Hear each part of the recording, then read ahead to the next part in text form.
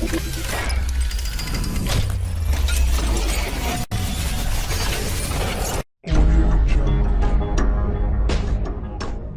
ka abonné sɛŋɛbali ɲinɛbaliw an ka foli b'aw bɛɛ lajɛlen fɔ sigiyɔrɔ la aw sɔgɔlen bɛ aw ka teleso mandi la n'o ye Mali kunnafoni TV ye ayiwa ni aw ka jamukan daminɛtɔ ye jamukan min n'an b'a fɔ ale ma ko musoya don o don ko kuraw don o don invité kuraw musoya hukumu kɔnɔna la bi ne ye ci bila n ka mɔgɔba dɔ ma ale ma ɲi dɛ la preuve ayiwa n tɛ kuma jɛnya n bɛ kuma d'a yɛrɛ ma a yɛrɛ bɛ ko walawala dɔɔni quoi mais Balimamuso ça va? Ça va. Somɔgɔw? Tɔɔrɔ tɛ. Denbaya? Baasi tɛ yen. Nse. Balimamuso i bɛ se k'i tɔgɔ i jamu wolo mɔdugu a kɛtɔ bɛ kuma kan ani i bɛ baara min kɛ an lamɛnbagaw ɲɛna. Ne tɔgɔ Awa Keyita ka bɔ San. Bon ni wagati na n sigilen don Kabala. Ok. D'accord. I bɛ baara jumɛn kɛ? Ne ka baara ye jabida de ye. Jabida. Mhm. D'accord. Faamuyali sɔrɔ l'o la. Awa e yɛrɛ fɛ musoya ye mun ye? I bɛ se k'i da don musoya la dɔɔni ka dɔɔni ɲɛfɔ an ɲɛna? Awɔ. Bon.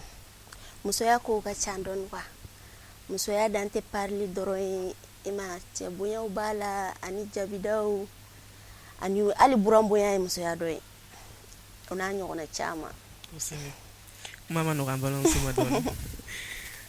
I ko ko musoya parili b'a la. Awɔ. Jabida b'a la. Buran bonya b'a la. Cɛ bonya fɛnɛ kɛrɛfɛ tɛ. Awɔ. Nin bɛɛ ye musoya ye. Ni dun ye mɔgɔ dɔw ɲininka a bɛ mɔgɔ dɔw kɔnɔ ko musoya ye ko ka jɛ parili. O dɔrɔn tɛ musoya t'o dɔrɔn ye. Musoya bon muso dɔw yɛrɛ bɛ yen nɔ u kolen jɛlen don kɛnɛma ka sɔrɔ sokɔnɔna ma ɲi nɔ o de fana y'a balawu ma yɔrɔ ye. Muso f'i ka ɲɛ sokɔnɔ de fana o de ka ɲi ni kɛnɛmalama yɛrɛ ye. D'accord. Faamuyali sɔrɔ l'o la. I ka kuma kɔnɔna la i ko i bɛ jabida de kɛ. Awɔ. Jabida in nana cogo di? E donna jabida in kɔnɔna la cogo di? Bon jabida in ne ye baara caman kɛ ka kɔn jabida in ɲɛ quoi. I n'a fɔ n tun bɛ crochet kɛ n tun bɛ penteliw dilan. Penteliw? An bɛ na n'o ye an ka taa. N ye n t'o de la n nana jabida in fana ɲɛɲini k'a ɲɛdɔn donc n y'ale fana ɲɛ sɔrɔ bi kɔni alhamdulillah Ala y'a nɔgɔya n bolo. Jabida nana ten de. Ok. Ka e ka jabida in daminɛ ka na se fan fɛn ni yɔrɔ min na e ye gɛlɛya jumɛn sɔrɔ a kɔnɔna la? Ayiwa o diyara n ye.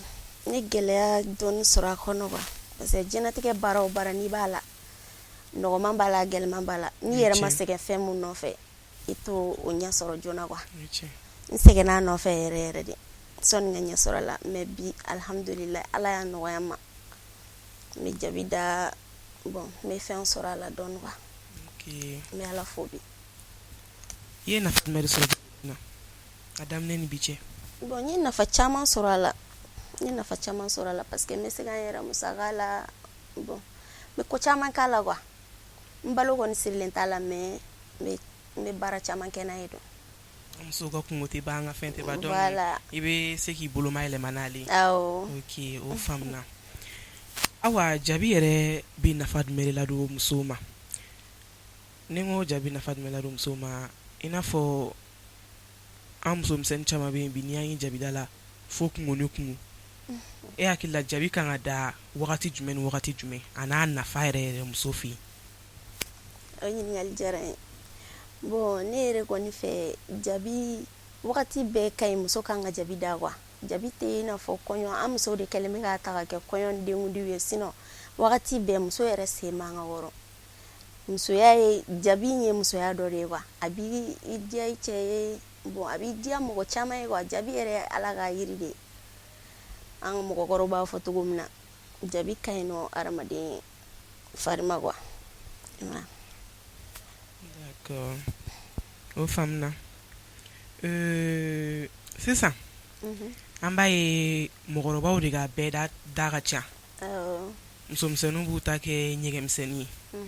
E yɛrɛ fɛ o de ka kan mɔgɔkɔrɔba de ni bɛɛ da ka kan ani musomisɛnninw de ni misɛnmanin ka kan? Bon jabi hali npogotiginin bɛ se ka bɛɛ da kɛ?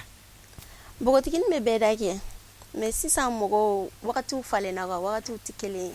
sisan mɔgɔw de kɛlen bɛ ka kɛ komi npogotigininw mana bɛɛda kɛ ko ma ɲi nɔ ko bɛɛda ye musokɔrɔba a bɛɛ kɔni ye jabi de jabi ye jabi de a ka ɲi hadamaden fari ma n'a ka di i yɛrɛ i bɛ se k'a k'i yɛrɛ la problème foyi t'a la bɛɛda o ɲɛgɛnni o a bɛɛ ka ɲi hali musokɔrɔba dɔw bɛ yen k'u bɛ jabi u bɛ ɲɛgɛnni kɛ ni bɛɛda tun ye musokɔrɔbaw ta ye yarɔ u tɛ ɲɛgɛnni fara u bolo la ou bien n ka ɲi nɔ ne kɔni fɛ.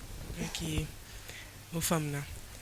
Atelier de bɛ awa bolo a ka jabiden kama ou awa bɛ jabi da a ka so de? Ni wagati in na atelier tɛ n bolo n bɛ jabi da n ka so de. Mais don nataw la atelier bɛ sɔn ka dayɛlɛ. N'Ala sɔnna. Inchallah Ala k'o nɔgɔya.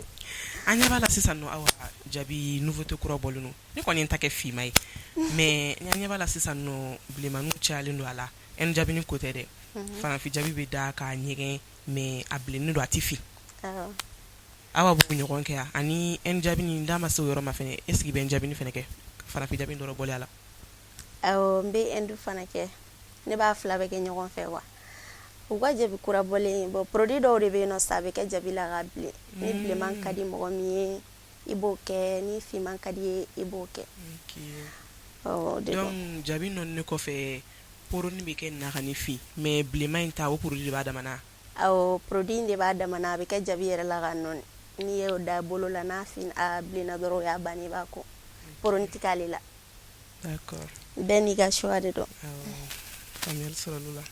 Aw ka jabi ninnu prix bɛ daminɛ joli de la ka taa? Bon a bɛ daminɛ 400 de la ka yɛlɛn a daminɛ 400 ka taa 500 560 la ka taa hali 1000 bɛ yen. Jabi tɛ ko nɔgɔ ye koyi n'a musoya ma nɔgɔ.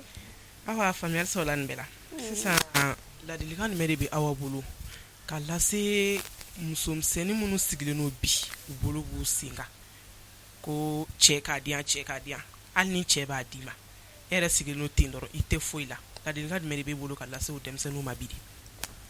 Bon ladilikan min bɛ ne bolo ka lase o denmisɛnnin ma u ka wuli u ka dɔ kɛ quoi dɔ kɛ de ɲɔgɔn tɛ ne yɛrɛ fɛ parce que mɔgɔninfin i mana kɛ cogo o cogo ni mɔgɔ b'a d'i ma mɔgɔninfin bolola fɛn t'i nafa f'i yɛrɛ ka dɔ de kɛ i yɛrɛ bɛ mun kɛ k'a sɔrɔ i yɛrɛ o de b'i nafa ka tɛmɛ mɔgɔ wɛrɛ ta kan ne kɔni b'a ɲini u fɛ ka wuli bɛɛ ka wuli ka baara kɛ quoi baara in de ɲɔgɔn tɛ o de fana bɛ laban.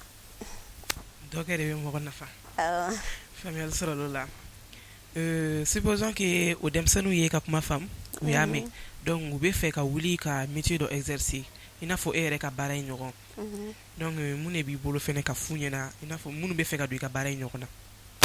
Bon ni mun bɛ fɛ ka don i bɛ wuli ka ɲɛɲini a man gɛlɛn o mɔgɔ caman b'a miiri ka kɛ komi baara gɛlɛn de don hakilila baara de don ani ɲɛnakɛkoya dɔrɔn n'i y'i sigi ka baara in jateminɛ dɔrɔn a faamu man gɛlɛn i bɛ taa kalo 1 yɛrɛ bin yɔrɔ o yɔrɔ i b'a sɔrɔ i ye baara in tagabolo bɛɛ faamu a man gɛlɛn o de don.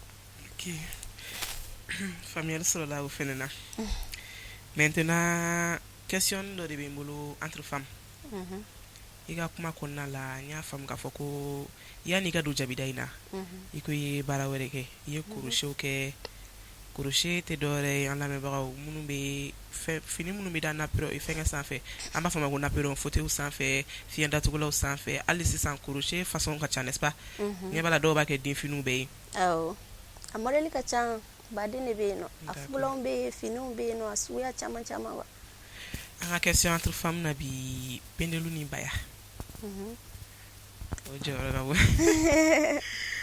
ale jɔyɔrɔ ka bon musoya la kosɛbɛ.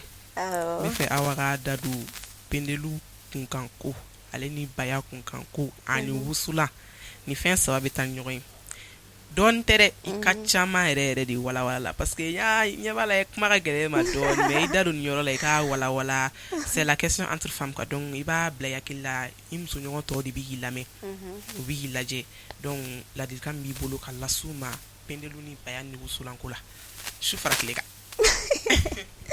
O ɲininkali diyara n ye bon pentelu kɔni ne yɛrɛ pentelu nafa tɛ fɔ ka ban quoi a nafa tɛ fɔ ka ban ale fitinin pentelu ka ɲi muso ma bon furuso yɛrɛ kɔni a b'i ni cɛ tin don ɲɔgɔn na ala ka ɲi denw ma parce que tuma dɔ la i ma hali ni cɛ n'a diminen don i kɔrɔ a ɲɛ mana da kan dɔrɔn i ma kɛlɛ bɛ bɔ a kɔnɔ wa o ye kɛlɛ bannen bon ale bɛ togo min na baya fana b'o togo kelen na hali ni ɲɛ ma d'ale kan ni mankan mɛnna ka ban dɔrɔn baara banna. Ok. Wusulan dun? Wusulan fana ale ka ɲi nɔ parce que kasadiya fana ye muso tagalan ye. Ni cɛ nana sɔrɔ i ka so kasa bɛ togo sugu dɔ la hali n'a sɔrɔ a ka d'a ye ka sigi so kɔnɔ bon sigili bɛ nege bɔ a la wa parce que kasa in b'a tɔɔrɔ donc ni wusulan don n'a nana kasa duman sɔrɔ a dɔ bɛ k'a la hali ni bɔliko b'a kɔnɔ fana kasa duman in kama a bɛ se ka sigi so kɔnɔ a tɛ bɔ bilen. Ne kɔni bɛ mun ɲini musow fɛ an ka jija nin fɛn ninnu na ninnu de b'an nafa ninnu ka ɲi yɛrɛ yɛrɛ de. Ok, donc ne y'a faamu aw ka kuma b'a yira sisan nɔ k'a fɔ pendelu baya usula ninnu ye musoya masiri dɔ ye min bɛ muso ni cɛ tɔ tinu ɲɔgɔn na k'o gɛrɛ ɲɔgɔn na i ka kuma to de yira. Ok, ne balimamuso ne hakili la aw ni ni an ye faamuyali sɔrɔ aw ka nin kuma in na bi a y'a da don pendelu ni baya ni wusula ni kan ka dɔ fɔ an ɲɛna o la a ye min fɔ o de tun ye nin ye. D'accord, o diyara kosɛbɛ. Folikan jumɛn de b'i bolo ka lase musow ma? Bon folikan min bɛ ne bolo ka lase musow ma ne b'a fɔ muso bɛɛ lajɛlen bɛɛ ka wuli a ka baara kɛ bɛɛ ka wuli ka dɔ kɛ quoi sigi in tɛ mɔgɔninfin sɔn diɲɛ bɛ ka taa cogo min na sigiyɔrɔ kelen ma ɲi mɔgɔ ma bɛɛ ka wuli an ka baara kɛ o de kɔni ye ne ka ladilikan ye ka lase bɛɛ ma baara in de b'a nafa. D'accord, folikan laban min b'i bolo ka lase an lamɛnbagaw bɛɛ lajɛlen ma fan bɛɛ Mali kɔnɔ Mali kɔ kan an ka abonnés bɛɛ lajɛlen i bɛ ɲɛsin caméra ma ka kuma. Bon n bɛ bɛɛ lajɛlen fo ka taa Mali kɔnɔ Mali kɔ kan n ka foli bɛ bɛɛ lajɛlen ye minnu bɛ k'an filɛ nin wagati in na n ka foli bɛ bɛɛ lajɛlen ye nin wagati in na. Aw furulen don? Awɔ ne furulen don. A fɔ b'a tɔgɔ? Ne furulen don n cɛ Burama Danbele. Madame Danbele. Denw bɛ n bolo. D'accord. Den cɛman n'a musomanw bɛ n bolo. Alhamdulilayi. Ala ka ani papa kan bɛn Ala ka denmisɛnninw balo. Amina yarabi. Madame Danbele Awa Keita. Awa i nana an ka wele jaabi bi a diyara n ye. Fɛn min natɔ sɔrɔ Ala ka n'o kɛ k'i tatɔ sɔrɔ. Amina yarabi. Merci beaucoup. Ayiwa Mali kunnafoni TV kanubagaw ni ne tun b'an bolo bi ka yiraw an ka invité farimanba min tun bɛ yan bi j'espère que aw ni ni an ye faamuyali caman sɔrɔ nin kɔnɔna la ale tun ye jabidala ye a bɛ baaramisɛnnin caman wɛrɛ kɛ a kɛrɛfɛ o kɔrɔ b'a jira k'a fɔ ko muso cɛsirilenba don ne balimamuso ne bɛ min fɔ aw ɲɛna dɔ kɛ de bɛ mɔgɔ nafa musow bɛɛ ka wuli ka dɔ ɲini k'a kɛ baara fitinin tɛ yen baara lankolon tɛ yen mɔgɔ lankolon de bɛ yen aw ma ne ka jaabi yɔrɔ ni pari la ayiwa nin tun ye aw ka création ye an b'a fɔ aw ɲɛna n'Ala ma basi kɛ aw ni an bɛ ɲɔgɔn sɔrɔ ni ɲɔgɔn wɛrɛ la bye.